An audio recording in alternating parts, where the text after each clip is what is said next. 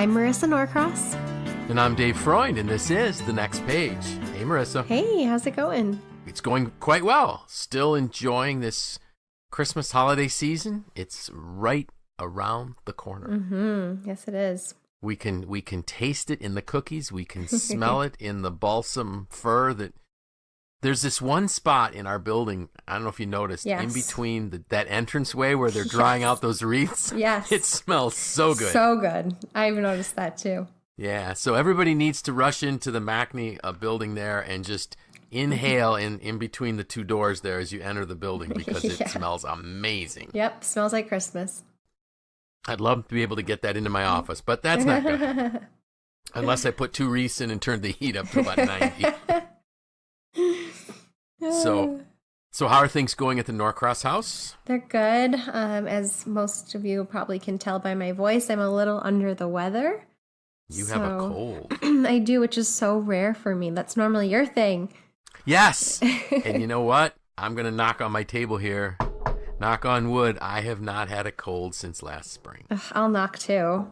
Hopefully I don't get one like this again. It's been, I think, 2.5 years since I really had a bad cold. Wow. Yeah. Oh, wow. Yeah. Like a bad one. I mean, I'm sure I've had. Sure. But this has seemed to stick around for a while. Yeah. Well, I've gotten somewhere like at night, I feel like I'm starting to get something, but I eat my airborne gummies. Mm-hmm. And I think that and getting enough rest Yep. and washing my hands is what's working. Mm-hmm. So, Yeah. we'll see. Yes. Probably next week I'm going to be coughing.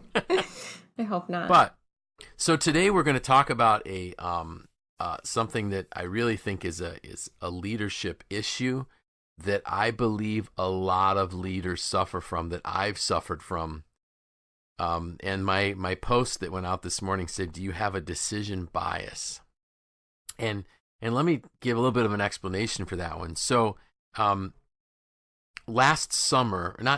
every summer, my aunt and uncle and my cousins were, not every summer, long time ago. How's that? Boy, I can't be last summer because they're all married and actually a couple of them passed away since then. But when I was younger, we can rewind this.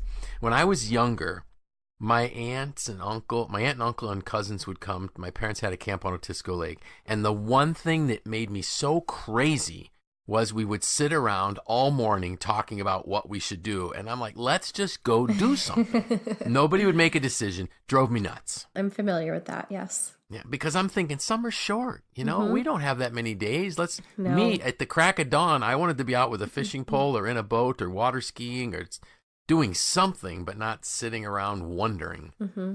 So I think that pushed me to be a person that wanted to make decisions. And the problem is that when a leader rushes in to make decisions, a lot of bad things happen. And so when I talk about a decision bias, is too many leaders believe that it's their job to make the decisions. And when they quickly make a decision, what happens to the team is the team stops thinking. So if you think about it, every time, let's say decisions need to be made, and I don't care how, I've heard somewhere where leaders will make a decision as to what should be worn, what is the acceptable dress code for a dinner. Wait, nobody's going to come dressed inappropriately, but you don't need to give a checklist of what somebody could wear. Like I said, people aren't going to dress inappropriately. Right. Another one is, making decisions as to what kind of Kleenex boxes should be put into the facilities, those type of things. Oh, wow. Leaders should not be making those decisions. And if we take our 80-20 rule, if somebody can do something 80% as well as you do, let them. Because you won't have time to do that 20% that really only you can do. So again, if they can do it 80% as well as you, let them. Does that mean the decisions will always be the same? No. So let me give you an example from my past history. I knew of a leader that was hired by his board specifically because he was a guy that made decisions.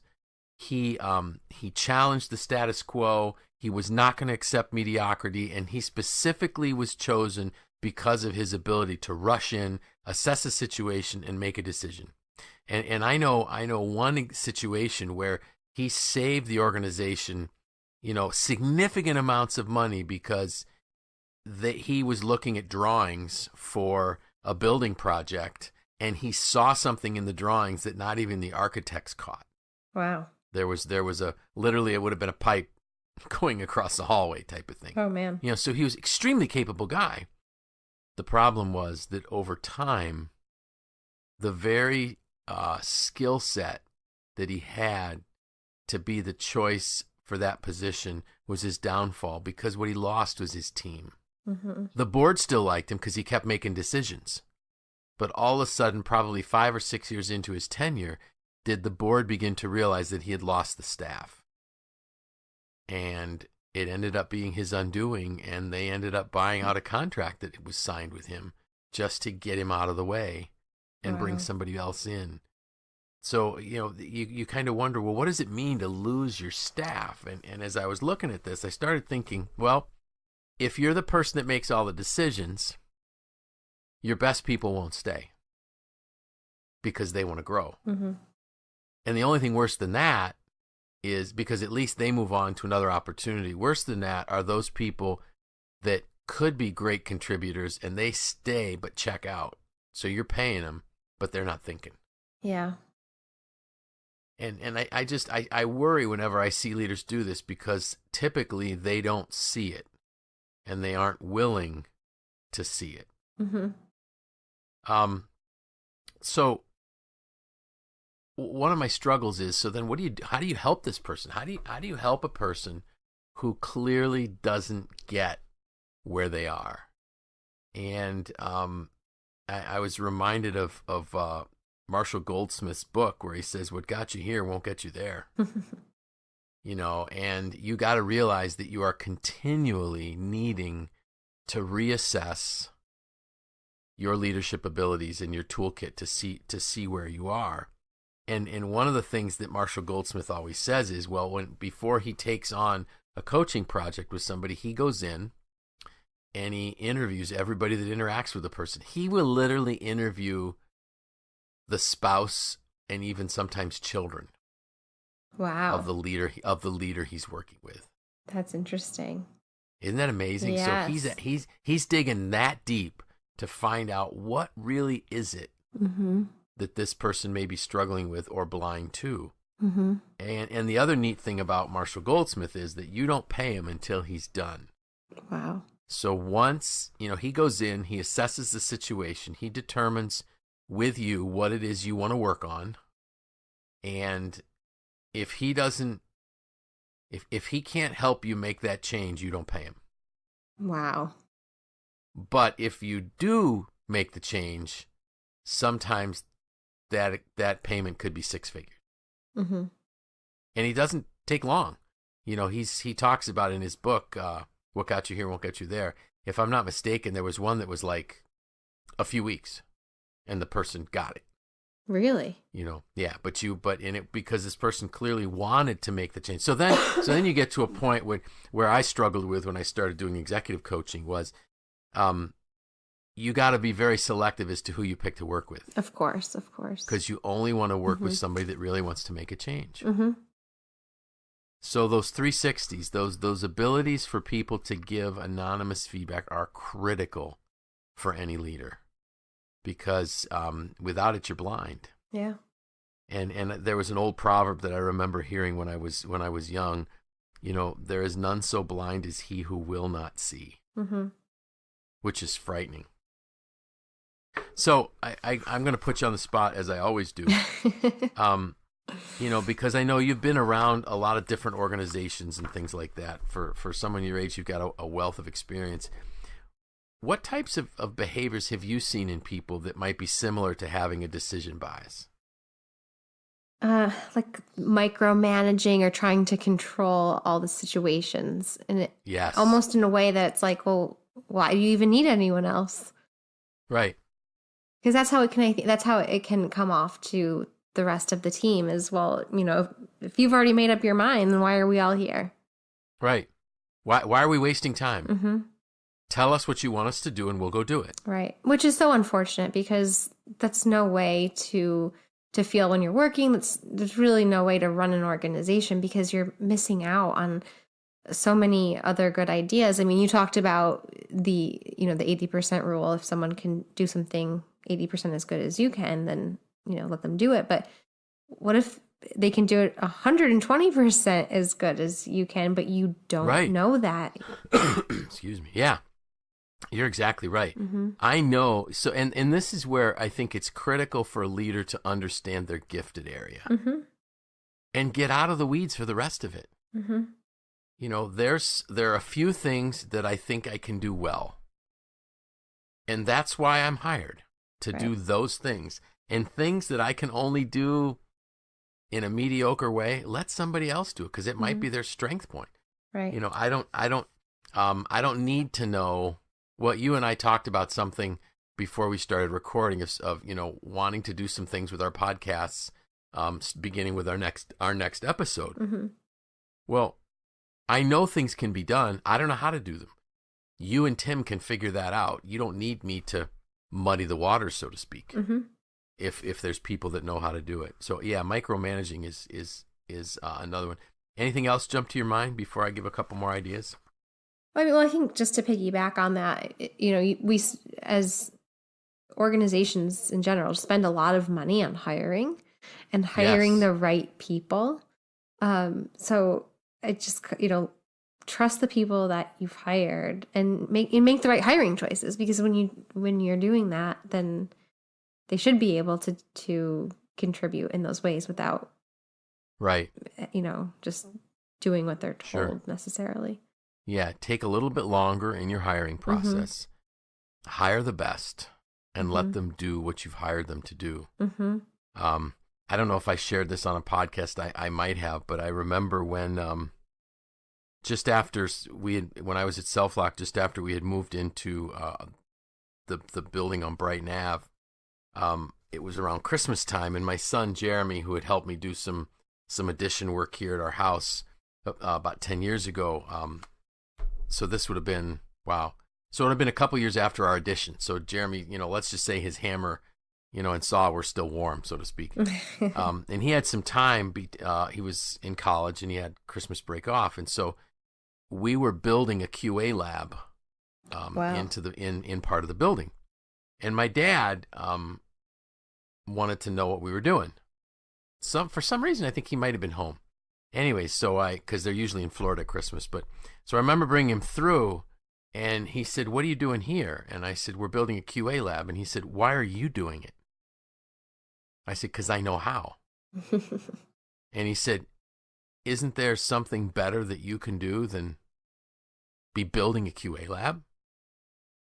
And it was like, oh, not again. Because I remembered as a younger Dad is right manager. Again. Yeah, always. He's always right.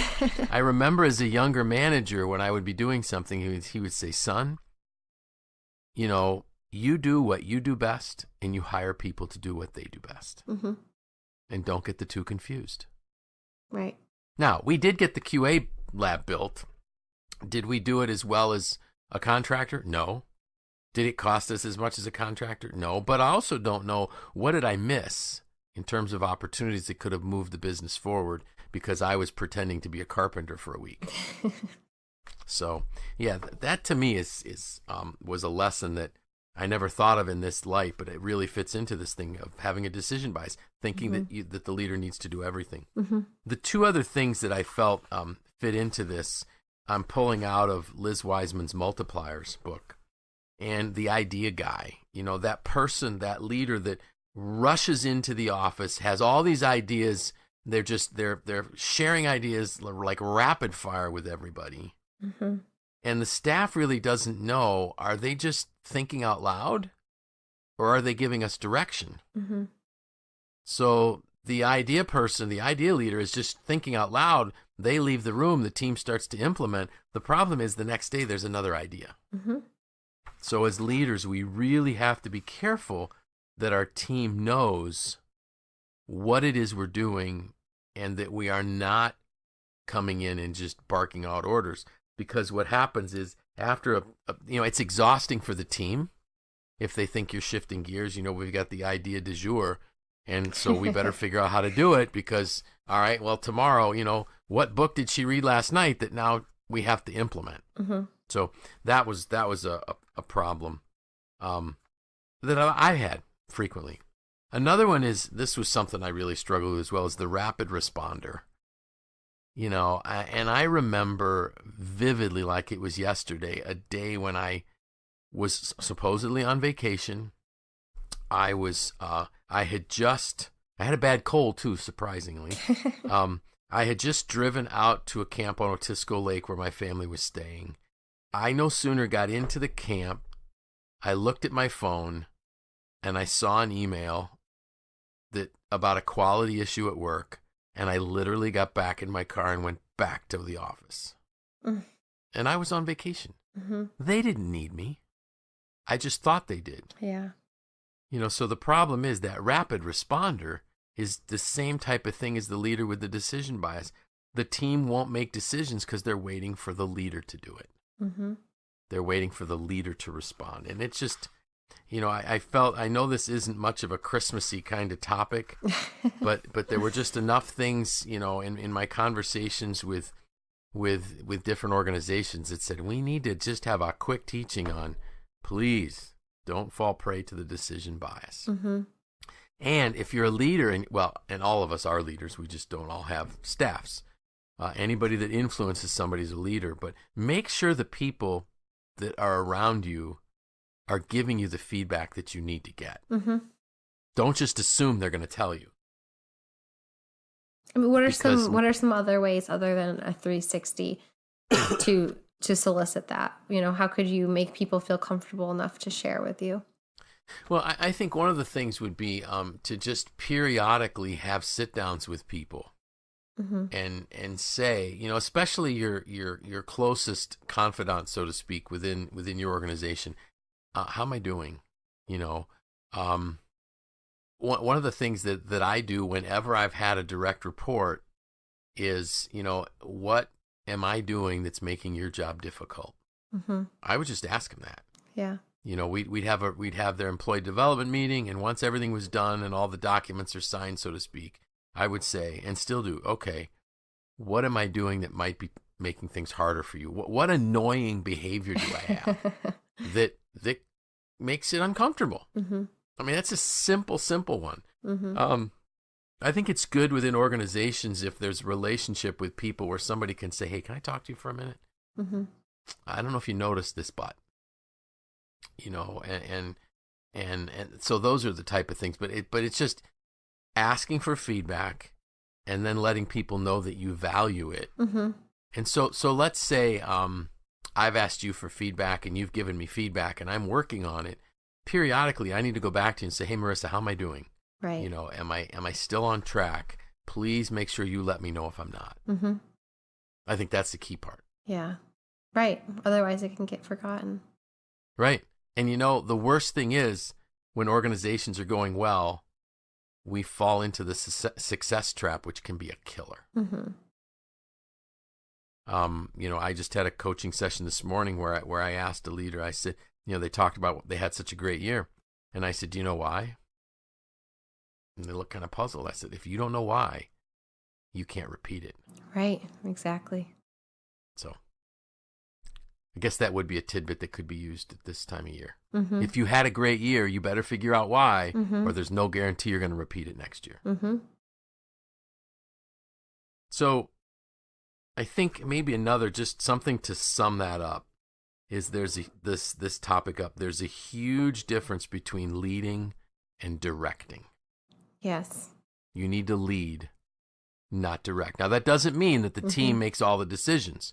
The team makes decisions based on guidelines that you've laid out as part of the strategic vision. Mm-hmm. And you've planted seeds that take them in the direction you'd like them to go, but you lead them there. You don't tell them mm-hmm. what it is. How's that? That's good. That was quick. I feel like I did way too much talking, but my apologies. Well, it's something you're a lot more familiar with than I am. I've lived it. I've been that awful leader with a decision bias. If mm-hmm. I could have like a panel discussion here of all the people that have reported to me in the last 30 years, Wow, we would need a day. This would be a 1-day seminar on the stupid things Dave did. Well, you've learned. I've learned, hopefully. Hopefully. So, you want to know what we're talking about next week? Of course. Hopefully something a little more peppy. Yes. So, next week, we start a series of sessions on growth. Perfect for the new year. Absolutely. The goal is to get we want all of our listeners to hit the ground running and be super excited about it. Great. All right? Yes. So I hope you have a wonderful Christmas. Thank you. And you too. And to all of your you, family and our listeners. Thank you. And to yours as well. It's less than a week away. Woo! And then we're going to have to deal with the letdown. Yeah. Oh my goodness, there's 364 shopping days till Christmas. So, not quite. But the days are getting longer. That's a good thing. Yes, so. finally. And so with that, I'm Dave Freund. I'm Marissa Norcross. And this was The Next Page.